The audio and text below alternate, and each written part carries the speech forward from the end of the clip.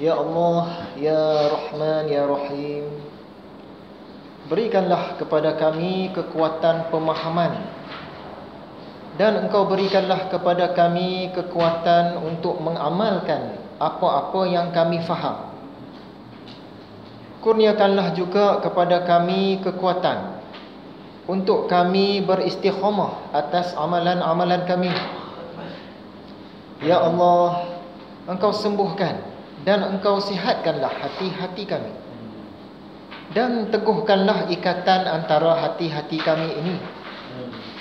Engkau panjangkanlah umur kami dalam keimanan, panjangkanlah umur kami dalam ketaatan, panjangkanlah umur kami dalam kesihatan, dan panjangkanlah umur kami dalam kecintaan kepadamu, Ya Allah.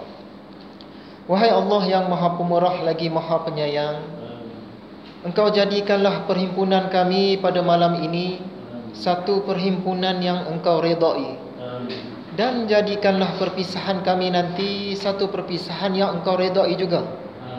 Sesungguhnya Engkaulah yang kami hajati, dan keredaanmu lah yang kami cari. Walhamdulillahirabbil alamin. Alhamdulillah, syukur. Malam ini kita menyambung pengajian kitab Ihya Ulumuddin karya Hujjatul Islam Imam Al-Ghazali bagi kali yang keempat. InsyaAllah malam ini tajuk kita Matlamat Ilmu Fiqh, atau biasa kita sebut fiqh. Matlamat Ilmu Fiqh dan Tasawuf. Kali yang pertama dulu, tajuk kita mengenal Imam Al-Ghazali dan mengenal kitab Ihya Ulumuddin. Kuliah kali yang kedua, tajuknya sebegitu hebatnya ilmu-ilmu agama. Dan kali yang ketiga, Imam Al-Ghazali dan ilmu-ilmu akhirat. Malam ini matlamat ilmu fiqh dan ilmu tasawuf. Hadirin yang dirahmati Allah sekalian, mula-mula kita sentuh dulu tentang persoalan yang dibawa oleh sahabat kita dulu dalam kuliah yang lepas tentang kitab Hidayah As-Salikin, atau biasa kita sebut Hidayatus Salikin. Dia tunjukkan kita kitabnya. Jadi dalam bidang tasawuf ini khususnya, Imam Al-Ghazali dia ada mengarang banyak kitab. Dalam banyak-banyak kitab yang dia karang itu, antaranya ialah kitab Bidayah Al-Hidayah, Bidayatul Hidayah. Ini kitab untuk peringkat asas dalam ilmu tasawuf. Kemudian Imam Al-Ghazali dia ada juga mengarang kitab Minhajul Abidin. Kitab Minhaj ini adalah peringkat pertengahan dalam ilmu tasawuf. Dan yang ketiga, kitab Ihya Ulumuddin yang sedang kita belajar ini kitab peringkat tinggi dalam ilmu tasawuf. Kitab Bidayah Al-Hidayah, iaitu kitab peringkat asas tu tadi, telah digubah oleh satu orang ulama besar alam Melayu ini, iaitu Syekh Abdul Samad Falimbani. Dia gubah kitab itu ke dalam bahasa Melayu tulisan Jawi lah dulu. Jadi kitabnya nama Hidayah As-Salikin, sebagaimana kitab yang dibawa oleh sahabat kita dalam kuliah yang lepas tu. Selain itu, Syekh Abdul Samad Falimbani juga dia ada meringkaskan kitab Ihya dan dia gubahlah ke dalam bahasa Melayu yang dikenali sebagai kitab Siyarus Salikin. Jadi kitab Hidayatus Salikin dan kitab Siyarus Salikin ini memang banyak diajar di merata pondok dan di merata masjid surau. Kedua-duanya itu boleh dikatakan sebagai ringkasan lah kepada kitab Ihya yang kita belajar. Lain-lain kitab yang berkait dengan kitab Ihya ini, selain kitab Bidayatul Hidayah, kitab Hidayatus Salikin, kitab Minhajul Abidin, kitab Siyarus Salikin, juga kitab Mau'izatul Mu'minin. Ini ringkasan kitab Ihya. Juga kitab Bimbingan Mukmin, ringkasan kitab Ihya. Kitab Mutiara Ihya Ulumuddin, ringkasan kitab Ihya juga. Kitab Tazkiyatun Nafs, intisari kitab Ihya oleh Syekh Sa'id Hawa, ringkasan juga kepada kitab Ihya. Buku putih Ihya, ringkasan juga. Minhajul Qasidin oleh Ibnul Jauzi, ringkasan kitab Ihya juga, Mukhtasar Minhaj Al-Qasidin, dan juga ringkasan Ihya Ulumuddin terbitan Darul Nu'man, dan beberapa kitab lagi. Ini semua bolehlah kita katakan sebagai ringkasan kepada kitab Ihya yang kita belajar ni. Jadi ringkas kata, apabila kita belajar kitab Ihya ni seolah-olah kita belajar semua kitab tu lah. Kerana kitab-kitab yang kita sebutkan tadi adalah ringkasan kepada kitab Ihya kita ini. Hadirin yang dirahmati Allah sekalian, sekarang kita tengok perkongsian untuk malam ini. Sebagaimana tajuk dia tadi, matlamat ilmu fiqh dan tasawuf. Kata Imam Al-Ghazali tentang Islam, maka ahli fiqh itu memperkatakan tentang yang sah daripadanya, tentang yang batal, dan tentang syarat-syaratnya. Macam kita nak puasa lah, nak sah puasa ni apa benda kita kena penuhi, macam mana pula boleh kata batal puasa ni, dan apa syarat-syarat dia. Dalam wilayah ilmu fiqh dia setakat itu saja, dia tidak sampai tembus ke hati. Sebab itu selain daripada ilmu tauhid dan ilmu fiqh, kita kena belajar juga ilmu tasawuf. Hal ini kerana ilmu tasawuf ni dia tembus sampai ke hati. Kadang-kadang perlakuan kita yang di luar, perlakuan anggota badan kita cantik dah, tapi dari segi hati pula tu kita bermasalah. Jadi memang saling berkait lah. Ilmu fiqh ni dia nak mencantikkan perbuatan yang zahir, manakala ilmu tasawuf ni dia nak mencantikkan perbuatan yang batin, yang dalaman. Luaran pun cantik, dalaman pun cantik, barulah cantik di atas cantik. Seterusnya kata Imam Ghazali, hati ataupun kita sebut kalbu tidaklah termasuk dalam lingkungan wilayah seorang ahli fiqh. Kalau kita tak mau belajar ilmu tasawuf, nak sekadar berhad dengan ilmu fiqh saja, persoalan hati tak masuklah. Sedangkan persoalan hati ni dia lebih penting lagi berbanding persoalan yang luaran. Dan yang kita belajar sekarang ni, kitab Ihya Ulumuddin ni adalah kitab huraian. Kitab huraian soal hati yang paling besar dalam Islam. Hadis riwayat Bukhari dan Muslim. Nabi SAW dia ada bersabda, maksudnya, aku disuruh memerangi manusia sampailah mereka mengucapkan la ilaha illallah. Apabila telah diucapkannya, maka terpeliharalah darah dan hartanya daripada aku. Yang ni cerita wilayah fiqh. Kalau satu-satu orang tu dia dah mengucap 2 kalimah syahadah, dia kata dia nak masuk Islam, dia ucap 2 kalimah syahadah, kita kena terima. Walaupun di hati dia mungkin dia menipu ke macam mana ke, yang tu dah wilayah lain. Dari segi fiqh, yang tu dah lulus. Kan? Sebab memang ada peperangan pada zaman Nabi tu. Satu orang sahabat ni dia lawan-lawan dengan orang kafir, tiba-tiba orang kafir ni tak mampu nak lawan, dia menyerah, dia kata okey, la ilaha illallah. Ikut dia nak bunuh lah kan, dia menipu ke tak menipu kan. Tapi Nabi Muhammad kata bila dia ucap macam tu kena terima. Terpelihara darah dia dan terpelihara harta dia. Dari segi hati, lepas tak lepas itu urusan di akhirat. Sebab itu wilayah fiqh dia cerita hak yang zahir-zahir, tapi wilayah tasawuf dia sampai yang ke dalam. Mengenai solat, tentang ibadah sembahyang, maka ahli fiqh mereka berfatwa dengan sah apabila solat itu dikerjakan dengan bentuk segala perbuatan solat serta jelas syarat-syaratnya. Satu-satu semayang tu bila tanya ulama fiqh sah tak semayang ini, sah. Sebab syarat-syarat sah semayang dia dah ada. Dia tidak melakukan perkara-perkara yang membatalkan semayang. Jadi semayang dia sah. Habis. Wilayah fiqh dia setara tu saja.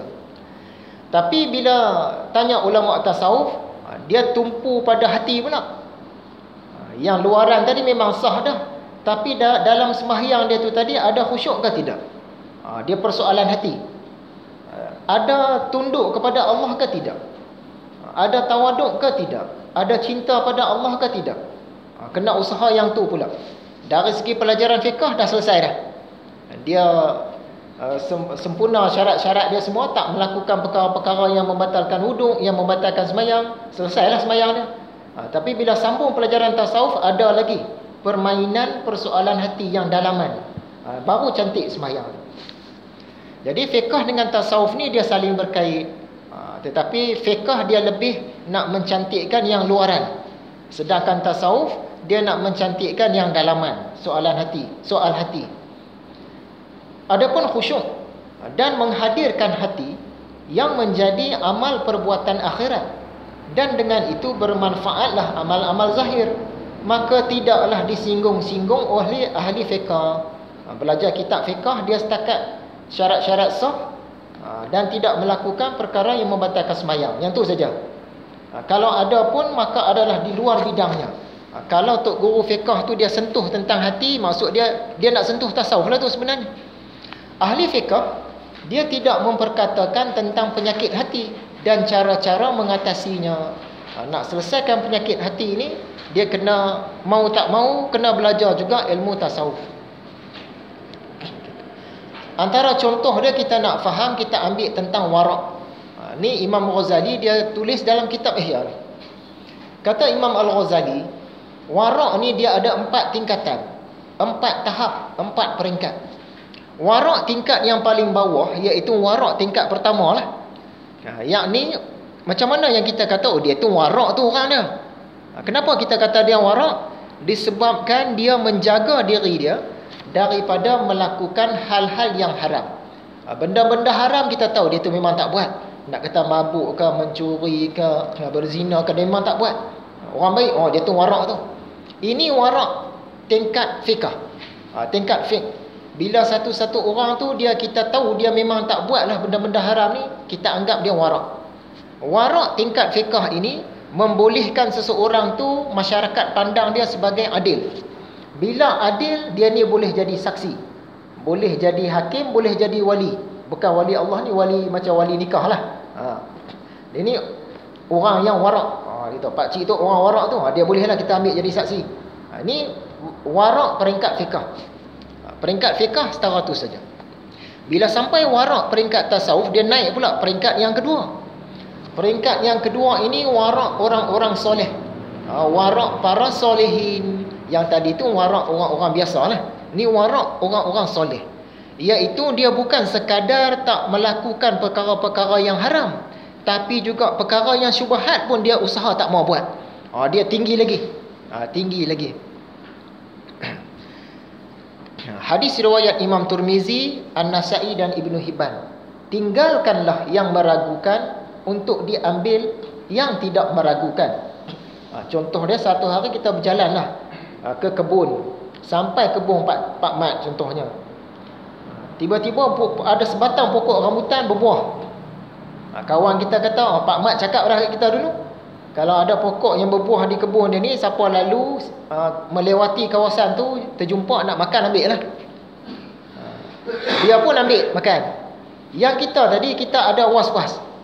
Was-was tu sebab apa? Kita tengok pokok tu betul-betul dekat tengah-tengah perenggan, dekat sempadan antara tanah orang lain. Tapi kawan kita kata, lah Pak Mat, aku pernah datang sini dengan Pak Mat. Pak Mat tunjuk, dia kata ni pokok dia. Jadi dia yakin, bila dia yakin dia boleh makan. Kalau kita pun tadi berdasarkan cakap kawan-kawan kita, makan tak salah. Tapi sebab kita ada was-was sikit tu, jadi tak apalah.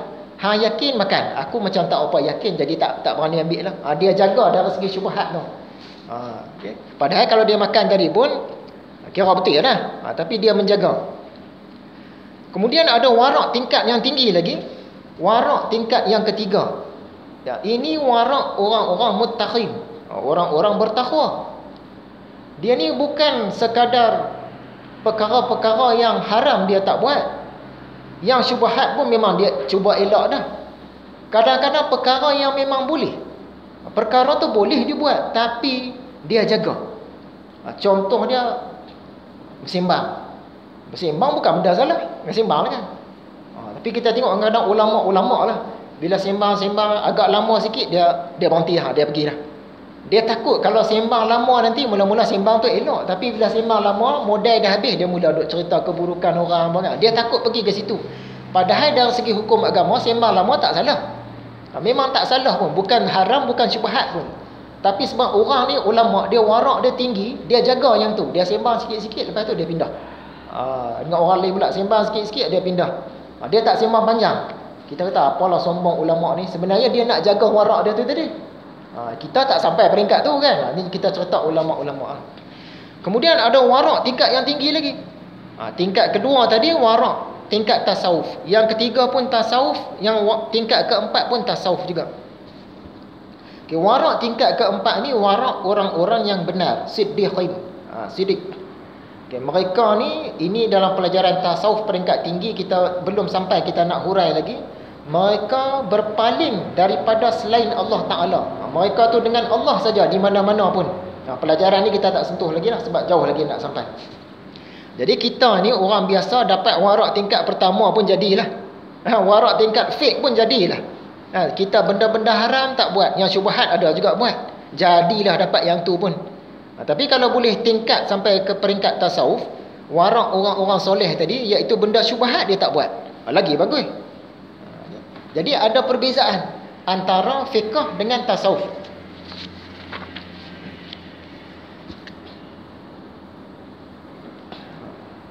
Contoh lagi, kita ambil macam puasa.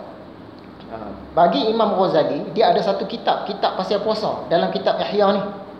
Kan ke dalam kitab Ihya ni ada 40 kitab. Salah satu dia kitab puasa. Yang kita belajar ni kitab ilmu. Dalam kitab puasa tu Imam Ghazali dia cerita pula tingkat-tingkat puasa. Yang ni pun selalulah tok-tok guru dia cerita kat kita bila nak sampai bulan puasa. Yang paling bawah ialah puasa peringkat fiqh. Puasa orang awam, puasa umum. Macam mana yang dikatakan puasa orang awam ni? Puasa orang awam ni, puasa peringkat fiqh, dia jaga perut dan jaga kemaluan saja. Dia jaga perut dia tak makan, tak minum. Dan dia jaga kemaluan, maksud dia tak berjima. Settle, selesai, puasa dia diterima. Tapi itu puasa peringkat fiqh, peringkat awam. Lulus lah. Kalau bagi orang fiqh, dia tak makan, tak minum, tak melakukan perkara-perkara membatalkan puasa, puasa dia settle, selesai. Tapi bagi ahli tasawuf, dia kata macam tak apa selesai lagi, nak kena tambah lagi. Oleh sebab itu, di atas daripada puasa orang-orang awam tadi, puasa umum, ada pula puasa yang khusus. Puasa yang khusus ni, dia bukan sekadar tak jaga makan minum, tak berjima, tapi dia juga jaga tangan. Dia jaga kaki dia daripada pergi ke tempat-tempat yang tak sepatutnya. Dia jaga mata daripada melihat benda-benda tak sepatutnya. Dia jaga telinga daripada mendengar benda-benda tak sepatutnya. Dia jaga lidah dia daripada cakap benda-benda tak sepatutnya. Maksudnya lebih terjaga lagi. Yang ni dah nak pergi tasawuf dah. Dah tasawuf dah pun. Yang bawah tadi, puasa peringkat ahli fiqh, ilmu fiqh. Dia jaga jangan makan minum, jangan buat perkara-perkara membatalkan puasa, selesai. Tapi bagi tasawuf belum selesai lagi. Naik peringkat kedua, dia kena jaga tangan, kena jaga kaki, jaga mata, jaga telinga, kena jaga lidah dan lain-lain. Ada pula yang peringkat tertinggi lagi, kata Imam Ghazali, puasa yang khusus kepada yang khusus. Yang kedua tadi, puasa yang khusus. Ini ada pula puasa yang khusus kepada yang khusus. Khusus di atas khusus. Iaitu ini peringkat ulama-ulama besar lah.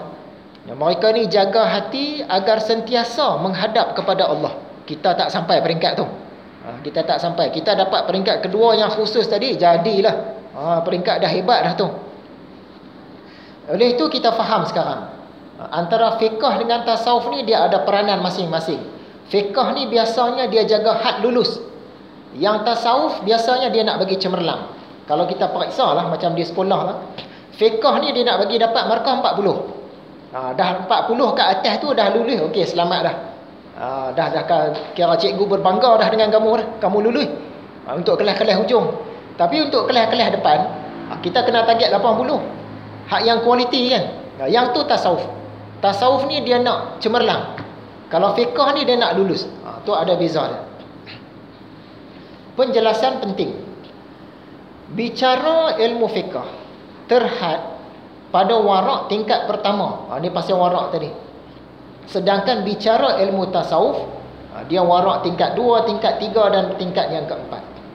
Oleh itu, matlamat ilmu fiqh dia lebih kepada nak selesaikan permasalahan di dunia. Yang berkait yang zahir-zahir ni lah, dia nak selesai yang tu. Sedangkan matlamat ilmu tasawuf, kata Imam Ghazali, dia lebih nak selesaikan benda yang dalam-dalam, benda yang batin-batin, benda yang akhirat-akhirat. Jadi kita boleh nampak macam kita lah, kita ni ada dua mata. Satu mata yang di kepala, satu lagi mata hati. Mata batin kan. Mata kepala ada, mata hati pun ada. Siapa-siapa yang orang yang normal, dia mesti ada dua-dua. Mata kepala dan juga mata hati. Mata yang di kepala ni, dia boleh nampak benda yang zahir-zahir. Sedangkan mata yang hati, dia boleh nampak benda gaib-gaib. Syurga, neraka, ada bayangan. Ada bayangan, dosa, pahala. Mata hati dia boleh nampak. Nampak cara dia lah. Tapi kalau mata zahir, benda yang gaib, dia tak boleh nampak. Mata yang zahir, yang ni mata yang di kepala kita ni, ulama-ulama sebut sebagai mata alam zahir. Sedangkan mata hati kita, ulama-ulama sebut mata alam batin. Mata alam zahir ni, yang ni mata di kepala ni, yang ni mata, orang kata fiqh punya mata. Yang dalaman tu, tasawuf punya mata. Dia ada benda yang dia nak suluh. Mata di kepala ni, mata untuk alam rendah. Alam dunia, alam makhluk ni alam rendah lah, yang kita duk nampak ni. Sedangkan mata hati tu, yang tu mata untuk alam tinggi. Mata yang di kepala ni adalah mata untuk alam bawah. Sedangkan mata hati dia mata untuk alam atas. Jadi kita ada dua mata. Satu mata, iaitu mata di kepala untuk alam yang gelap. Alam bawah ni alam gelap, walaupun kita nampak terang. Nanti bila sampai pelajaran tasawuf baru kita faham kenapalah disebut alam kita ni alam gelap. Mata yang satu lagi dia untuk alam terang. Mata yang di kepala kita ni dia untuk memandang alam yang zulmat. Zulmat ni gelita, alam sekarang ni lah. Sedangkan mata hati dia nak memandang alam nur, alam terang. Mata di kepala ni nak memandang alam kasar. Mata yang di hati dia nak memandang alam halus. Jadi mata di kepala kita ni mata jasadiah, berkait dengan jasad. Mata yang di hati dia berkait dengan ruhiyah, mata alam roh, mata gaib lah. Jadi mata yang di kepala ni bolehlah kita katakan pelajaran ilmu fiqh dia nak jaga mata yang ni. Mata yang ni jangan tengok benda-benda yang tak dibenarkan, kena banyak tengok benda-benda yang digalakkan, tengok Quran kena banyak, nak jaga mata yang ni. Tapi yang ilmu tasawuf dia nak jaga mata yang dalam, yang mata hati tu tadi. Dengan mata hati itulah nanti kita ni boleh pergi ke alam langit tinggi. Jadi dalam pelajaran tasawuf kita nak mengasah yang mata hati, bukan mata tengok ni. Dalam pelajaran tasawuf kita nak kembangkan potensi dan juga bakat mata hati. Kita nak menggilap mata hati, bukan nak gilap mata ni. Mata ni dia kena ubat-ubat doktor lah. Tapi yang mata hati tu dia kena ubat-ubat keagamaan. Doktor dia tak ada ubat tu. Ubat keagamaan ni di tempat-tempat belajar lah. Yang tu saja. Jadi hati kita ni bolehlah kita umpamakan sebagai batu baiduri. Batu baiduri ni dia sejenis batu permata. Bila orang dapat, orang biasa orang potong, dia bentuk macam bujur telur. Bila kita letak di tapak tangan kita, letak tengah-tengah ni, biasanya dia akan menangkap apa yang sekeliling. Batu tu dia warna jernih, kebiru-biruan. Tapi dia akan tangkap warna sekeliling dia. Disebabkan tu dia tu jadi cantik. Kalau sini ada warna hijau ni dia tangkap masuk. Sejadah merah dia tangkap masuk. Apa warna ada keliling dia tangkap masuk, jadi warna-warni. Yang tu batu baiduri nama dia. Macam mana batu baiduri ni boleh jadi cantik? Sebab dia tangkap yang keliling dia. Macam mana dia boleh tangkap? Dia boleh tangkap sebab dia bersih. Dia tu bersih, sebab tu dia boleh tangkap. Tapi kalau dia terjatuh ke dalam lumpur, kita angkat, kita letak di tapak tangan kita, bubuh di tengah-tengah orang, dia tak boleh tangkap. Sebab ada bahagian kelabu, ada bahagian nampak, ada bahagian yang berlumpur, dia tak boleh nak tangkap. Jadi hati kita ni dia macam batu baiduri tu. Pelajaran tasawuf dia nak menggilap hati kita tu. Bila dia gilap, hati kita bersih berkilat, dia boleh tangkap isyarat-isyarat daripada alam malakut sana, daripada alam ghaib sana, daripada alam nur. Ni kita tak apa boleh nak nampak, sikit-sikit kita nampak sebab hati kita tak berkilat. Bila hati berkilat, ulama-ulama dia basuh dengan cara tasawuf ni, hati kita dah berkilat, Kita dapat apa yang Allah pancarkan dari alam ghaib sana kepada kita. Sebenarnya Allah duk pancarkan nur dia ni sentiasa pancar, tapi kita tak boleh nak tangkap. Kenapa tak boleh tangkap? Hati kita penuh kekotoran.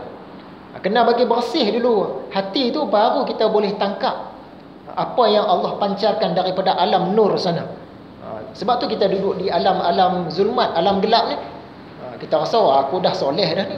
Tapi bila kita jumpa ulama tasawuf, dia cerita tak, oh rupanya jauh lagi, hati aku ni kotor rupanya. Kan? Nak bagi bersih yang tu. Tu pelajaran tasawuf. InsyaAllah dalam pelajaran-pelajaran akan datanglah. Kita macam mana nak cuci yang hati kita ni supaya dia boleh jadi baiduri, yang berkilat, yang tak ada kekotoran. Jadi pelajaran nak mencuci hati ni tuan-tuan, biasanya orang tak suka lah, kurang minat. Kerana apa? Sebab dia ni susah. Macam kita sakit lah. Bila kita sakit, berpenyakit, katalah kudis di badan kan, pergi jumpa doktor, doktor kata yang ni kena ubat dari dalam. Maksud dia kena makan ubat. Ubat memang baik. Kita boleh tanya doktor, doktor ubat sapu ada tak? Kita nak ubat yang luar. Ubat dalam kalau boleh tak mau. Kita nak ubat luar. Sebab ubat dalam ni dia susah. Ubat luar senang. Apa saja kita sapu, gosok, bubuh krim, jaga kan, bagi kering semua. Padahal penyakit kita tu dia daripada dalam. Kita nak ubat dia kena daripada dalam. Kan? Kena berpantang. Yang tu yang kita tak mau. Nak kena makan ubat, ubat pula jenis pahit. Ya, silap-silap nak kena x-ray pula, nak kena pembedahan pula kan. Yang tu yang semua menyusahkan kita, jadi kita nak pelajaran yang luar-luar saja. Sebab yang luar ni senang. Bila doktor kata yang ni kena makan ubat, kena berpantang, doktor ada ubat sapu tak? Kita nak luar, nak bagi senang. Ubat dalam ni kita tak mau. Pelajaran agama pun macam tu. Biasanya ilmu yang luar-luar ni, tata cara semayang apa semua kita suka.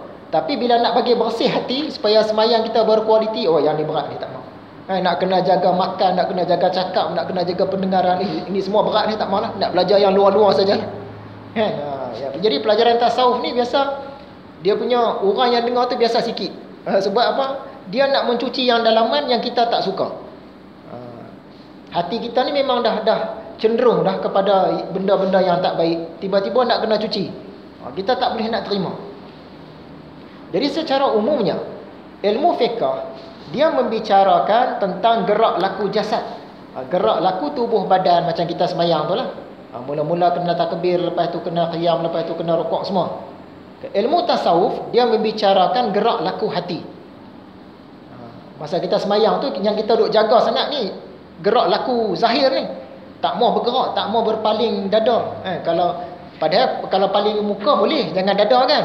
Muka pun tak mau, punya jaga sangat. Tapi yang hati kita lepas-lepas takbir, zuk dah. Mana? Mana ingat kerja lah, ingat apa semua kan. Kita duk jaga yang luar ni. Kalau tasawuf, yang dalam tu pun nak jaga. Tapi nak jaga yang dalam tu susah. Ulama-ulama kata, wajah kita ni, dia tilikan makhluk. Sedangkan wajah hati kita, tilikan Tuhan. Wajah kita ni makhluk duk tengok. Yang tu yang kita duk jaga sangat kan. Bubuh bedak lah, jaga bagi cantik, kita latih senyum semua macam mana kan. Sebab makhluk dah tengok sini. Tapi yang wajah hati kita, yang tu Tuhan duk tengok. Yang tu kita tak kisah. Sebab kita tak boleh nak mencapai lagi. Macam mana kata Tuhan duk tengok wajah hati. Wajah muka tilikan makhluk, yang tu yang kita jaga sangat. Sedangkan sepatutnya wajah hati lah kena jaga lebih, kerana dia tilikan Tuhan. Tuhan tengok wajah hati kita, bukan wajah muka kita. Tapi wajah muka yang kita solek cantik-cantik, wajah hati ni kita tak mau solek. Ilmu fiqh dia nak mencantikkan amalan zahir.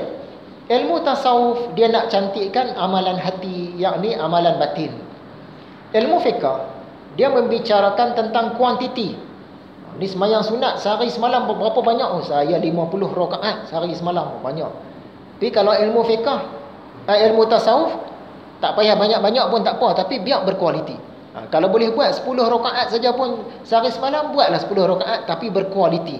Masa semayang tu dengan khusyuk, tawaduk, rendah hati, cinta Allah, semua ada dalam tu. Jadi beza. Ilmu fiqh dia bicarakan kuantiti, ilmu tasawuf dia bicarakan kualiti. Seterusnya ilmu jalan ke akhirat. Dalam ilmu agama ni macam-macam jenis ilmu ada. Tapi Imam Ghazali kata ilmu yang nak bawa kita ke akhirat ni ada dua. Satu ilmu mukasyafah. Ni ilmu mata hati lah ni. Ilmu mukasyafah ni ilmu mata hati. Yang kedua ilmu muamalah. Apakah ilmu mukasyafah tu? Ilmu mukasyafah ni ilmu batin. Tapi bukan ilmu batin yang perguruan-perguruan silat tu, bukan. Ni ilmu batin agama. Ilmu mukasyafah ni lah kesudahan segala ilmu. Kita biasa sebut ilmu kasyaf. Tapi tentang kasyaf ni pun kita selalu salah faham. Bila dikata dia tu orang kasyaf, kenapa kamu kata dia kasyaf? Dia boleh nampak jin, hantu semua kan. Itu bukan kasyaf. Kasyaf ni dia mata hati kita melihat af'al Allah, perbuatan para malaikat apa yang tu. Bukan nampak benda-benda gaib tu kasyaf. Yang tu lain. Yang tu cerita lain. Ilmu mukasyafah ni dia ilmu memandang dengan mata hati. Sebab mata di kepala kita ni dia ada banyak kelemahan. Mata di kepala kita dia tak boleh melihat di sebalik dinding. Kalau tanya apa ada sebelah ni, suruh mata kita tengok kan, dia tak boleh nampak. Tapi mata hati kita dia boleh nampak. Tambah kalau kita dah biasa main kat belah tu, kita tahu belah ni ada benda sekian. Dia boleh tengok di sebalik dinding. Jadi antara mata kepala dengan mata hati mana lagi berpotensi? Mata hati tu. Sebab tu pelajaran tasawuf dia nak mata hati. Mata di kepala juga. Kalau benda tu jauh sangat, dia tak boleh nampak. Sekarang ni di Israel tengah terbakar ni. Kita nak tengok, mana nampak? Tak boleh nampak. Tapi mata hati kita boleh nampak. Terbakar, kita boleh agak. Walaupun mungkin tak tepat, tapi boleh nampak. Israel terbakar, keadaan dia macam ni. Jauh boleh nampak. Sampai ke langit, mata hati kita boleh nampak. Mata di kepala juga, kalau dekat sangat pun tak boleh nampak. Contoh dia nota kita ni, kalau taruh ni kita boleh baca. Kalau letak di depan muka, tak boleh baca lah. Yang tak nampak huruf-huruf lah. Tapi mata hati dia boleh nampak. Dia boleh tahu. Dekat pun boleh nampak, jauh pun boleh nampak. Itu kelebihan mata hati. Lagi satu, mata di kepala ni dia selalu menipu kita. Contoh dia, kita tengok matahari. Tengok matahari ni kecil tu. Adalah besar duit 10 sen, duit sekupang. Mata di kepala kita kata. Tapi mata hati kita dia apa betul balik? Salah tu. Matahari tu sebab dia jauh nampak kecil, sebenarnya sangat besar. Jadi mana yang kita nak percaya? Mata kepala ke mata hati? Mata hati. Mata hati ni lah yang nak membawa kita ke syurga nanti, ke jannah nanti. Bukannya mata kepala ni. Apakah antara kerugian jika kita tak ada ilmu mukasyafah ni? Kata sebahagian orang-orang arifin. Ni Imam Ghazali tulis. Orang yang tidak ada bahagian dalam ilmu mukasyafah ini, aku takut akan buruk kesudahannya. Ni kita belajar ilmu mukasyafah ni nanti. InsyaAllah tak termasuklah dalam golongan. Apakah had paling rendah dalam ilmu mukasyafah ni? Paling bawah sekali lah ilmu mukasyafah ni. Apa yang kita mesti ada? Kita hendaklah mengakui ilmu mukasyafah ni memang ada. Dan kita hormatlah pada ulama-ulama yang menguasai ilmu mukasyafah ni. Siapakah yang terhalang daripada mendapat ilmu mukasyafah ni? Dia belajar tapi tak dapat juga ilmu mukasyafah ni. Orang yang ada padanya dua perkara, iaitu dia selalu melakukan perbuatan bid'ah, dan dia orang yang takbur. Kalau orang takbur, dia tak boleh dapat ilmu mukasyafah. Siapakah yang tidak dapat yakin akan ilmu ini? Katalah orang ni dia belajar juga ilmu tasawuf sampai ke peringkat mukasyafah, tapi dia macam tak yakin ilmu ni. Dia tak yakin tu kerana dia banyak mencintai dunia. Bila banyak mencintai dunia, dia bermasalah. Hari tu rasanya kita cerita antara keburukan banyak mencintai dunia ni, masa nak mati dia akan jadi susah berbanding dengan orang yang tidak mencintai dunia. Kematian kita tu sebenarnya ditarik keduniaan yang bersarang dalam diri kita. Jadi malaikat tarik keluar keduniaan, baru kita mati. Orang yang cinta dunia, duk sayang tanah, sayang rumah, sayang perniagaan saham semua, nak mati dia tak mau lepas. Benda tu bersarang dalam diri dia. Bila dia tak mau lepas, malaikat tarik, dia duk tahan. Itu yang tercungak-cungak lama. melompat-lompat pun ada. Sebab dia duk berlawan. Orang yang tak mencintai dunia, bila malaikat datang nak ambil, dalam diri dia tak ada dunia pun. Senang je dia lepas. Kita cerita dulu Imam Ghazali, bila dia nak mati kan mudah. Selepas sembahyang subuh, dia panggil adik dia Imam Ahmad Al-Ghazali, tolong ambil dia punya kain kapan. Dia ambil kain kapan siap-siap, dia cium kain kapan dia, dia berbaring menghadap kiblat. Lepas tu sebelum matahari terbit dah habis dah nyawa dia. Dia senang nak lepaskan dunia. Sebab apa? Dalam diri dia boleh kata tak ada keduniaan. Kita cinta sangat keduniaan, itu yang payah nak mati. Siapakah orang-orang yang ahli, yang pakar lah dalam ilmu mukasyafah ni? Dia itu orang-orang siddiqin, orang-orang yang benar, ni peringkat tinggi. Dan juga orang-orang mukharrabin. Mukharrabin ni pun peringkat tinggi. Siapa dia orang mukharrabin ni? Pada hari akhirat nanti, setiap orang daripada kita ni akan dibagi buku, kitab amalan. Ada orang yang dia dapat dari depan, orang yang bagus lah, dari kanan, yang tu bagus. Ada orang dapat dari kiri atau belakang, yang tu teruk. Di dalam syurga, penghuni syurga ni dia bukan sama semua. Yang duduk syurga tertinggi dia orang mukharrabin. Mukharrabin ni maksud dia dekat. Mereka dekat dengan Allah, jadi kedudukan mereka tinggi. Daripada perkataan kharib, dia tu kawan karib aku, maksud dia rapat sangat. Jadi mereka ni orang yang karib dengan Allah, orang mukharrabin. Contoh dia Nabi Isa, dia salah seorang yang sangat karib dengan Allah. Jadi penghuni syurga ni, ada penghuni yang biasa, ada yang mukharrabin. Golongan kanan dia duduk syurga biasa. Golongan yang mukharrabin dia istimewa.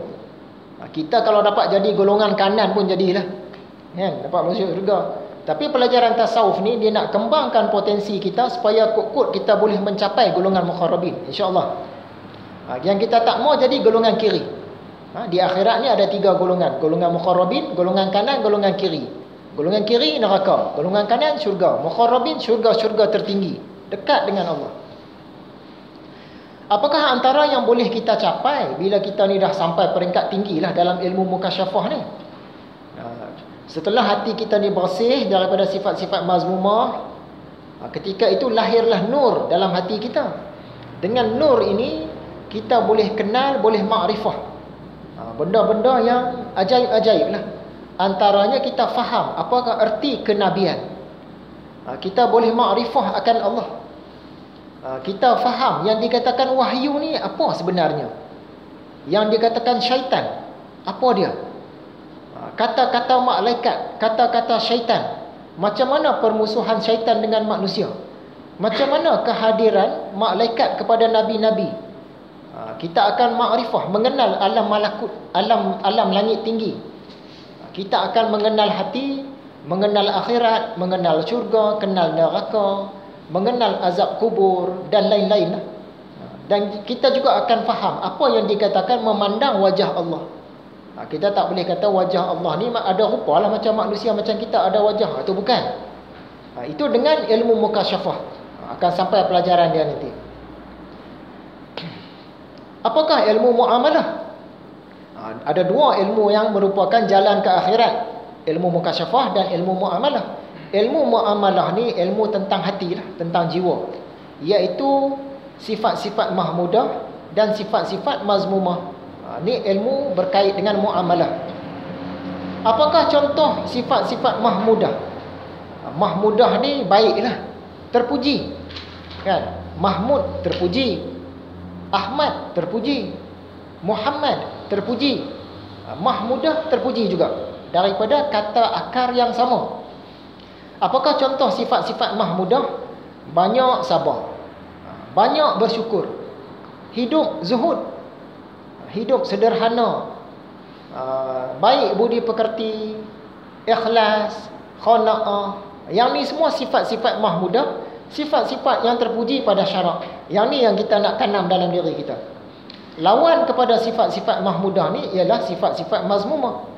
Sifat mazmumah ni sifat yang dikeji pada syarak. Contoh dia mudah marah, sikit-sikit pemarah, dia jenis baran, marah, cepat marah. Itu sifat mazmumah. Suka dengki, suka menipu, Gemar kepada puji-pujian. Dia cukup suka kalau orang puji ni. Kalau boleh dia nak cari macam mana cara supaya orang tegur aku hari ni, orang puji. Itu sifat mazmumah tu sebenarnya. Hidup bermewah-mewah, kedekut, ataupun dia suka orang yang kaya-kaya. Dia suka kalau nak bergaul ni orang yang hebat-hebat je. Dengan orang bawah-bawah dia tak mau. Yang tu sifat mazmumah. Dia tak boleh terima kebenaran. Walaupun dia tahu orang cakap betul, tapi dia tak boleh terima. Cakap dia saja. Suka cakap kosong banyak. Mudah sensitif. Sikit-sikit merajuk, sikit-sikit merajuk. Yang tu sifat mazmumah. Tergopoh-gopoh. Sifat mazmumah. Jadi sifat mazmumah ni lawan kepada sifat mahmudah. Apakah antara isi pelajaran ilmu muamalah tadi? Antara isi pelajaran dia, apakah tanda-tanda sesuatu sifat itu? Contoh dia, orang tu kita kata dia tu zuhud lah hidup dia. Macam mana kita tahu dia tu zuhud? Apa tanda-tanda dia? Ada pelajaran dia dalam kitab ni. Macam mana nak menguatkan sifat-sifat mahmudah? Aku ni nak cuba jadi satu orang yang zuhud. Jadi macam mana cara nak bagi kuat sifat zuhud yang ada pada diri aku ni? Ada pelajaran dia dalam kitab ni. Bagaimana nak lepaskan diri daripada sifat-sifat mazmumah? Aku ni jenis yang suka dipuji. Aku sedar diri aku jenis yang suka orang puji. Aku suka kepada puji-pujian. Macam mana cara nak tundukkan sifat tu tadi? Ada pelajaran dia dalam kitab. Kesimpulannya, Imam Al-Ghazali dia sifatkan ilmu fiqh dan ulama fiqh sebagai ilmu dunia. Dia kata ilmu fiqh ni dia ni ilmu dunia walaupun ilmu agama. Dan ulama fiqh sebagai ulama dunia. Tapi kalau ilmu tasawuf, yang ni ilmu akhirat dan ulama-ulama dia ulama akhirat. Tadi kita bagi tahu ilmu fiqh ni dia nak selesaikan permasalahan yang zahir-zahir. Ilmu tasawuf dia nak selesaikan permasalahan yang dalam-dalam. Jadi sangat baguslah kalau seseorang tu dia ada ilmu fiqh, ada ilmu tasawuf sekaligus. Dulu pelajaran yang pertama kita bagi tahu, dalam agama ni dia ada tungku agama. Ada 3 tungku agama. Kalau tak ada salah satu, kawah keagamaan kita tak boleh nak letak atas tu. Dia akan tumpah kuah dia. Iaitu tauhid, fiqh dan tasawuf. 3-3 pun kena ada. Bahagian itu selesai, kita tengok nota yang besar. Dalam nota yang besar ni nak sentuh satu artikel saja. Ada 5 artikel dalam tu, nak sentuh satu saja kalau boleh. Iaitu artikel yang pertama, tajuk dia zikir. Menurut Hasan Al-Banna. Hasan Al-Banna ni dia pengasas kepada Ikhwanul Muslimin. Mula-mula kita nak faham dulu. Bila sebut zikir, apa maksud zikir? Zikir ni maksud dia ingat. Biasa yang kita faham, zikir ni maksud dia sebut. La ilaha illallah, la ilaha illallah. Yang tu zikir. Bolehlah, tapi tidak tepat. Bila kata zikrullah, ingat Allah. Zikir maksud dia ingat. Ada orang, dia berzikir di mulut dan berzikir di hati. Masa dia sebut subhanallah, subhanallah, subhanallah, di hati dia ingat Allah. Yang ni zikir yang sempurna. Ada orang, dia di mulut dia tak sebut, tapi di hati dia ingat. Yang tu zikir. Walaupun dia tak sebut la ilaha illallah, la ilaha illallah, tapi di hati dia ingat. Yang tu zikir. Zikir ni sebenarnya maksud dia ingat, bukannya sebut.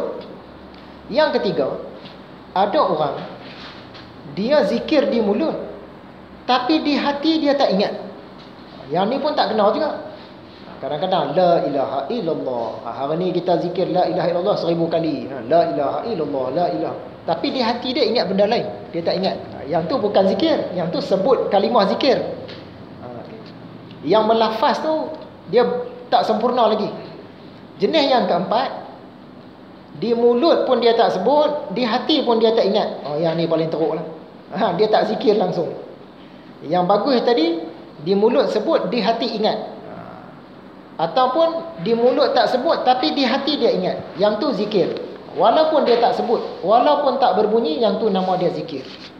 Jadi kata Hasan Al-Banna, Dalam salah satu risalah dia tajuk Al-Ma'thurat. Al-Ma'thurat ni selalu kita baca juga. Kita saudara yang dihormati, sekiranya saudara memahami hakikat ini, saudara tidak sepatutnya berasa hairan jika seseorang Muslim sentiasa berzikir. Perkataan dia sentiasa berzikir, mengingati Allah dalam semua keadaan. Kita ni lepas kita zikir 10 minit, lepas tu kita berhenti tak ingat dah. Tapi ada ulama-ulama yang dia sentiasa dalam keadaan berzikir. Hasan Al-Banna kata benda ni tak mustahil. Sebab mereka ni kalau tak di mulut, di hati. Ada orang dia jenis sebut, di hati dia dah sebut Allah, Allah, Allah, Allah, Allah. Sentiasa Allah, Allah, Allah, Allah, Allah. Daripada start dia bangun pagi, sebelum dia buka mata, dia sedar-sedar tu jalan dah. Allah, Allah, Allah, Allah. Sentiasa berjalan. Satgi dia pergi mandi ke, pergi kerja ke, dia pergi perang ke apa, sentiasa berjalan. Dia jenis sebut sentiasa berjalan sampai satgi malam dia nak tidur lena, sampai dia hilang, dia sebut Allah, Allah, Allah. Sentiasa ingat Allah. Ada pula jenis yang tak sebut, tapi dia peringkat tasawuf tinggi, dia sentiasa dah mau hati dia memandang kepada Allah, dia tak sebut dah, tapi dia sentiasa ingat akan Allah. Macam kita ni memang jauh lagi lah tertinggal. Lepas sembahyang kita subhanallah, subhanallah 33 kali kan, cukup semua 100, habis tu kita lupa lah. Masa zikir tu yang kita ingat. Ada orang ulama-ulama yang sentiasa dalam keadaan berzikir. Ada sampai peringkat itu. Kita ni sampai peringkat banyak berzikir pun jadilah. Nak sampai sentiasa berzikir ni mungkin kita tak sampai. Banyak berzikir pun jadilah. Kata Hasan Al-Banna lagi, Nabi SAW sendiri, dia sentiasa berzikir dalam setiap keadaan. Nabi Muhammad ni dia tak pernah lupa akan Allah. Saya kata satu saat pun tak pernah lupa. Yang kita ni banyak lupa. Kadang-kadang saja ingat. Nabi Muhammad sentiasa dalam keadaan ingat akan Allah. Macam mana Hasan Al-Banna ni dia boleh faham cerita ni? Sebelum dia asaskan Ikhwanul Muslimin, dia pernah terlibat dengan satu kumpulan tasawuf, Tarbiyah Sufi Tariqat Hasafiyah. Ada tok guru dia di sana, dia belajar serba sedikit lah di sana. Kemudian perenggan yang ketiga daripada bawah. Kata Hasan Al-Banna dalam tulisan dia, Detik-detik Hidupku, tidak dapat dinafikan bahawa ilmu tasawuf dan tarikat telah memainkan peranan penting dalam menyebarkan Islam di pelosok dunia yang jauh. Hasan Al-Banna dia akui, penyebaran Islam tidak mungkin akan tercapai tanpa semangat berdakwah ahli-ahli sufi ini. Ahli-ahli tasawuf ni kita biasa sebut ahli sufi. Islam tersebar kerana usaha-usaha ahli-ahli sufi ni lah. Dan apa kata Imam Ghazali pula tentang ahli-ahli tasawuf? Aku yakin orang-orang sufi, maksudnya ahli-ahli tasawuf lah, adalah golongan yang mengikut jalan semata-mata menuju kepada Allah. Di mana Imam Ghazali tulis ni? Dalam satu lagi kitab dia, Al-Munqidh Minad Dalal. Cara hidup mereka, yakni ahli-ahli tasawuf ni, adalah sebaik-baik kehidupan dan tarikat, maksudnya jalan yang mereka ikuti adalah jalan yang paling tepat, dan akhlak mereka adalah sebersih-bersih akhlak. Tu pelajaran tasawuf yang kita nak lalui inilah. Muka surat yang kedua. Perenggan yang kedua, surah An-Nisa ayat 103. Yang duk banyak zikir-zikir ni dari mana datang, dari mana dalil dia? Jadi perintah Allah, maksud dia, maka apabila kamu telah selesai solat, ingatlah Allah. Ingat tadi apa maksud dia? Zikir. Ingat ni maksud dia zikir. Zikir maksud dia ingat, bukan sebut. Ingatlah Allah pada masa berdiri, pada masa duduk, dan pada masa berbaring. Biasa kita ingat akan Allah ni masa sembahyang. Dalam sembahyang tu tak ingat pun kadang-kadang. Selepas sembahyang rupanya diperintahkan ingat juga. Bila masa kita berdiri, termasuklah berlari, pada masa kita duduk atau masa kita berbaring. Jadi maksudnya dalam segala keadaan, tertungging ke macam mana ke, Allah perintahkan ingat akan dia. Jadi pelajaran tasawuf ni dia nak bagi ingat yang tu. Kemudian hadis riwayat Imam Bukhari yang bawah. Hadis Qudsi. Hadis Qudsi ni maksud dia Allah cakap. Sekali tengok macam ayat Quran, hadis Qudsi ni, tapi ada beza. Aku, yakni Allah, bersama dengan hamba-Ku apabila dia ingat kepada aku. Jika dia ingat akan aku di dalam hatinya, nescaya aku ingat pula kepada dia dalam diriku. Jadi Allah ingat akan kita ni bila kita ingat akan dia. Kita tak ingat kat dia, tak berzikir kat dia, dia pun tak pedulikan kita lah.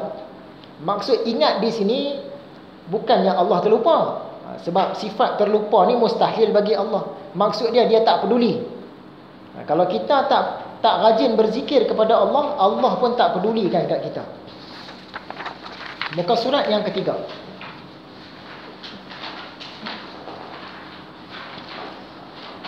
Tulisan warna hitam, hadis yang mula-mula tu.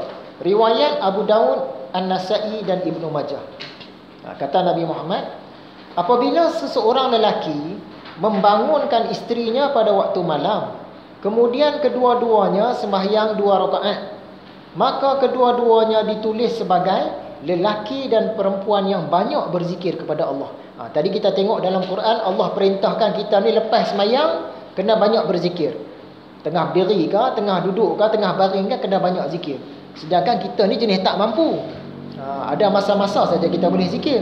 Jadi kita nak masuk dalam golongan yang banyak berzikir macam mana? Salah satu dia ada shortcut. Ni shortcut dia. Maksud dia kita kena rajin solat tahajud lah. Gerakkan pasangan kita solat tahajud sekali.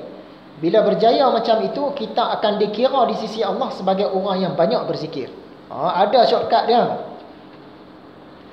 Hadis riwayat Imam Tirmizi. Seorang lelaki berkata, "Ya Rasulullah, syariat Islam ni terlalu banyak untuk saya. Sila beritahu satu perkara yang saya boleh tumpu." Kata nak ibadah dalam Islam ni banyak, nak buat tak termampu nak buat. Bagi satu lah yang kata special lah. Boleh aku nak tumpu yang tu. Yang lain-lain buat juga, tapi nak bagi banyak yang tu. Baginda bersabda, "Hendaklah lidahmu sentiasa basah kerana berzikir kepada Allah." Maksud dia banyak berzikir. Amal dalam Islam ni banyak, berjuang, berjihad, berdakwah, macam-macam ada. Tapi nak tumpu semua tak boleh, tak mampu. Ada kita punya kekangan, komitmen kita. Jadi apa yang kita boleh buat? Banyak berzikir. Muka surat yang keempat. Yang kita kadang-kadang berzikir ramai-ramai. Contoh dia lepas sembahyang tadi. Dalam hadis Qudsi riwayat Imam Bukhari, dan jika dia berzikir kepada aku secara berjemaah, maksud dia beramai-ramai, nescaya aku ingat kepadanya dalam kelompok jemaah yang lebih baik daripada mereka. Maksud dia dekat langit sana, Allah dia muliakan kita dalam kalangan para malaikat. Bila kita zikir ramai-ramai, di langit sana pun mereka ramai-ramai juga, dalam kalangan para malaikat. Hadis riwayat Imam Muslim. Tidaklah suatu kaum duduk berzikir kepada Allah pada suatu majlis, melainkan malaikat mengelilingi mereka dan rahmat meliputi mereka. Dan Allah ingat kepada mereka sebagai orang-orang yang dekat di sisinya. Orang-orang yang dekat ni siapa tadi? Orang mukharrabin. Kita nak, kalau boleh nak jadi mukharrabin lah. Kan kita cerita tadi dalam syurga tadi, ada penghuni-penghuni syurga yang biasa dan ada penghuni yang luar biasa, golongan mukharrabin. Kita kalau boleh nak jadi yang mukharrabin tu. Jadi kalau kita ingat akan Allah dalam majlis, macam pengajian ni pun ingat akan Allah. Ini zikir juga ni, walaupun tak berbunyi subhanallah, subhanallah, subhanallah kan. Sebab kita ajar ilmu ni nak bawa ingat kepada Allah. Zikir juga tu. Jadi ada malaikat yang datang mengelilingi kita dan rahmat datang. Sakinah pun turun. Satu hadis yang dipetik oleh Imam Nawawi dalam kitab Al-Azkar. Sabda Nabi, apabila kamu melalui kebun-kebun syurga, taman-taman syurga, maka kamu berkeliaranlah di situ. Maksudnya duduk-duduklah di sana. Para sahabat bertanya, apa benda taman-taman syurga ni ya Rasulullah? Jawab Rasulullah, majlis zikir. Apa maksud zikir tadi? Ingat akan Allah. Maksudnya majlis-majlis yang membawa kita ingat akan Allah. Tak semestinya majlis yang duk bunyi la ilaha illallah, tak semestinya. Majlis yang ada orang cerita agama, majlis zikir lah tu, termasuk sekali. Hadis riwayat Imam Muslim. Rasulullah keluar mendatangi satu kelompok Kelompok zikir lah, orang tengah ramai-ramai berzikir. Dalam kalangan para sahabat dia pun cakap, apakah yang menyebabkan kamu semua duduk di sini? Mereka menjawab, kami duduk berzikir kepada Allah. Apa zikir tadi? Ingat akan Allah dan memujinya atas hidayah yang diberikannya berupa agama Islam dan kurnianya kepada kami. Kata Nabi, demi Allah, hanya kerana itukah kamu duduk? Maksudnya kamu duduk di sini ni ramai-ramai ni sebab nak ingat akan Allah kan? Sesungguhnya aku tidak menyuruh kamu semua bersumpah sebagai tuduhan terhadap kamu semua. Akan tetapi Jibril datang kepada aku dan menceritakan bahawa Allah Subhanahu Wa Taala membanggakan kamu semua kepada para malaikat. Disebabkan kita tadi ingat akan Allah dalam kelompok yang ramai, di langit sana Allah pun ingat kita ni dalam kelompok malaikat-malaikat dia yang utama.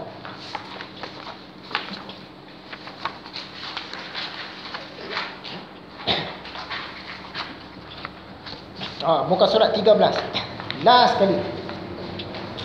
Ilmu penahan api neraka. Ada ke ilmu penahan api neraka ni? Ada. Ilmu dia mudah aja. Apa dia? Ilmu penahan api neraka ni, kita buat apa yang Allah perintahkan dan kita tinggalkan apa yang Allah larang. Yang itulah ilmu penahan api neraka. Ringkas je. Bukan kata ilmu nak kena menuntut bawa ayam ke apa kan. Kita boleh buat lawak pun kat kawan kita. Hampa nak ada satu ilmu, ilmu tahan peluru ada. Ni ilmu tahan api neraka. Mana nak cari? Dekat aku saja ada. Datang malam ni. Bila dia baik, bukan susah.